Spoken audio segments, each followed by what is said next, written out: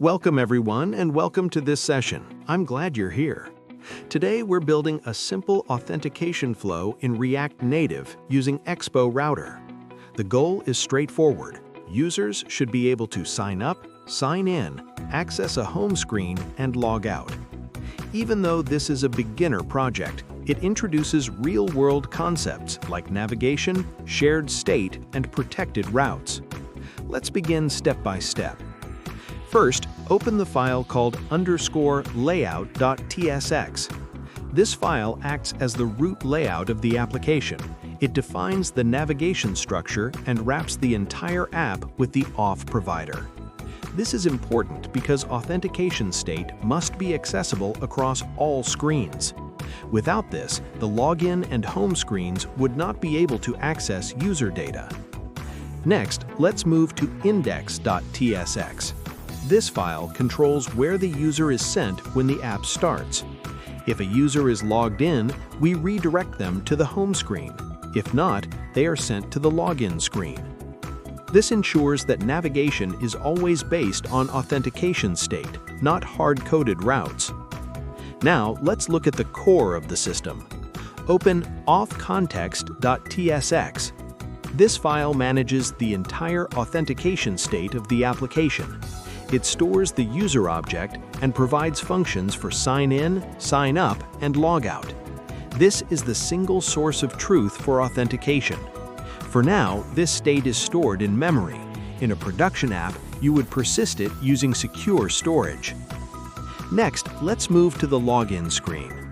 This screen handles user sign-in with basic validation. First, we check that all fields are filled. Then we validate the email format.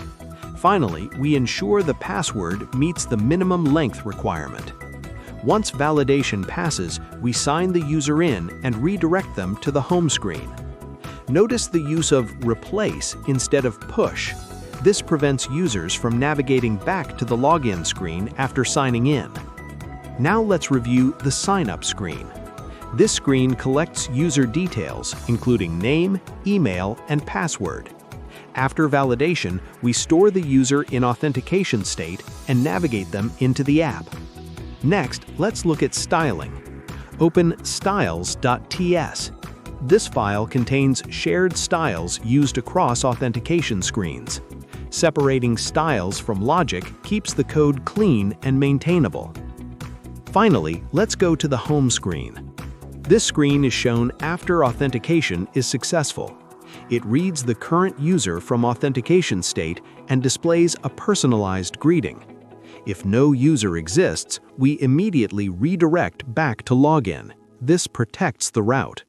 When the user logs out, we clear the authentication state and return them to the login flow. And that completes the full authentication cycle. We've covered navigation, shared state, validation, protected routes, and user flow in one complete system. Great work following along. Let's continue building from here. Before you go, you'll find a link to the project repository in the description below. Feel free to clone the repository and explore the codebase directly as you follow along. You can either learn by studying the completed project structure or build alongside the tutorial by referencing the repository and coding it yourself. I highly recommend typing things out and recreating the project on your own. That's where the real learning happens. The link is in the description below. Happy building, and I'll see you in the next one.